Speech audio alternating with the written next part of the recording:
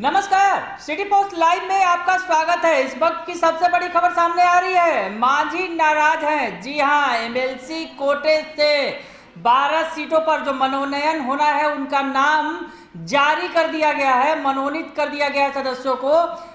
सरकार की तरफ से जो 12 नाम जारी किए गए हैं उसमें बीजेपी और जेडीयू कोटे से आधे आधे उन दोनों ने बांट लिए हैं। इसके बाद जीतन राम मांझी की पार्टी के बीच भारी गुस्सा दिख रहा है।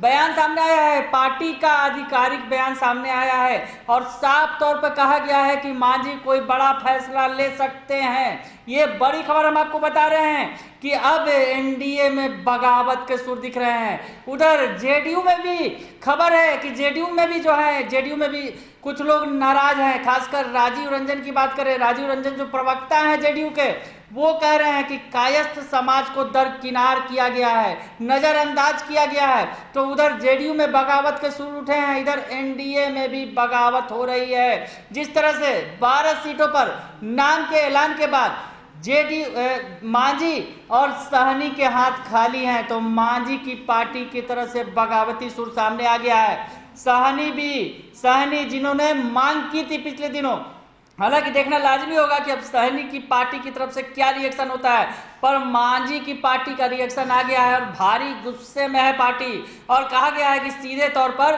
कि नीतीश कुमार जी को जब भले ही अधिकृत किया गया था कैबिनेट में कि वो फैसला लेंगे, पर इसमें एनडीए के लोगों के साथ बैठकर इस विषय पर बातचीत करनी चाहिए थी, बातचीत नहीं की गई। दरअसल मांझी की पार्टी, जीतन राम मांझी लगातार मांग कर रहे थे कि उन्हें एक एमएलसी मिलना चाहिए।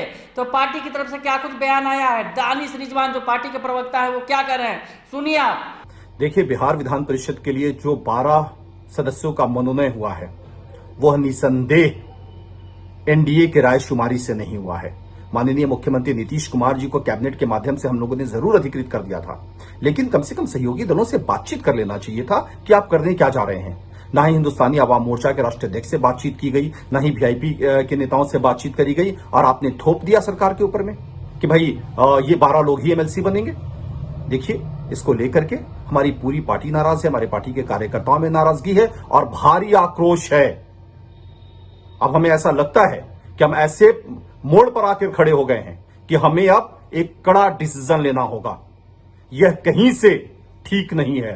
अगर हम गठबंधन में शामिल हैं तो हमसे आपको बातचीत करना चाहिए था, बिना बातचीत के आपने थोप दिया।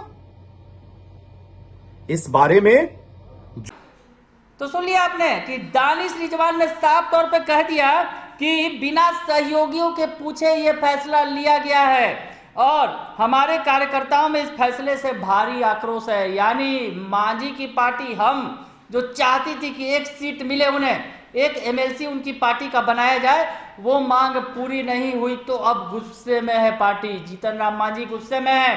पार्टी का आधिकारिक बयान सामने आया है, प्रवक्ता ने साफ कहा है कि इसे लेकर कार्यकर्ताओं में गुस्सा है और मांझी जी पर सबकी नजर है, जल्द ही कोई बड़ा फैसला होगा। बड़ी बात कह दी है दानिश रिजवान ने कि मांझी जी पर अब नजर है कार्यकर्ताओं की और नेताओं की, और जल्द ही इस मामले में कोई बड़ा फैसला लिया जाएगा।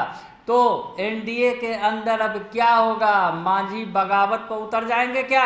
क्योंकि मांझी लगातार एक एमएलसी सीट की मांग करते रहे हैं और आज जब ऐलान हुआ नामों का तो उसमें मांझी और सहनी की पार्टी को कोई तरजीह नहीं दी गई। जेडीयू और बीजेपी ने सीटें आपस में बांट ली आधी आधी। तो अब मांझी की पार्टी का गुस्सा सामने आ रहा है। तो इस वक्त अब जो है बिहार की सियासत अब कौन सी करवट लेगी, ये देखना बड़ी बात होगी, क्योंकि मांझी की पार्टी की ओर से गुस्से भरा रिएक्शन सामने आ गया है। अब क्या होगा बिहार सरकार का, क्या नीतीश सरकार खतरे में पड़ जाएगी, ये तमाम सवाल उठने लगे हैं, क्योंकि मांझी का गुस्सा कुछ रंग दिखा सकता है, क्योंकि उन्हें मांग की थी कि एक सीट मिले, वो पूरा नहीं हुआ है। इधर मुकेश सहनी भी मांग रहे थे, अब देखना होगा कि मुकेश सहनी क्या रिएक्शन देते हैं मांझी की पार्टी का रिएक्शन के बाद। अगर आपको ये खबर अच्छी लगे तो इसे जरूर लाइक करें, सब्सक्राइब करें और शेयर करना ना भूलें। धन्यवाद।